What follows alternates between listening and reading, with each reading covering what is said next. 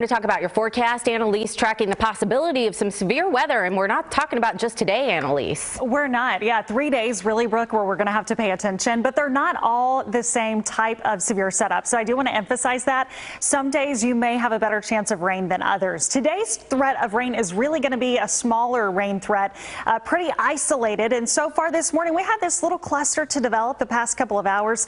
All it's done is provide a nice dose of heavy rain that quickly has moved on through places like Tarrant County, Dallas County, down around Ellis County, and you can see those storms quickly fizzling out. We talk about the cap a lot. These storms are seeing that interference. That cap is still there, so we're not able to tap in fully to the instability that is out there in our atmosphere. That thin layer of warm air kind of keeping a lid on things, so to speak. So the question is, will that lid come off later on as we get into the afternoon and evening? I do think we'll see a bit of development. I just don't think it's very much later this afternoon into tonight. About a 20% chance of seeing rain later on today. Notice though, rain chances really ramp up as we get into Tuesday, and especially by Tuesday night, up to a 60% chance, and then down to 30% as we get into Wednesday. So let's take a look at this rest of today. We are going to see some periods of sunshine, and we'll be watching in the later afternoon period to see if that cap can break,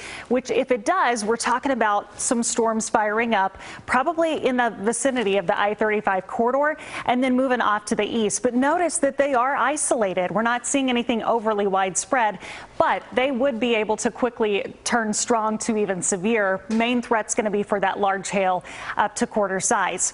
Tomorrow's a bigger threat for severe weather, more of a widespread impact. Right now, looking like the severe window for North Texas is probably about 2 p.m. to about 9 p.m. Metroplex, it's that late afternoon and evening period. I know that is bad news for the commute, but keep that in mind.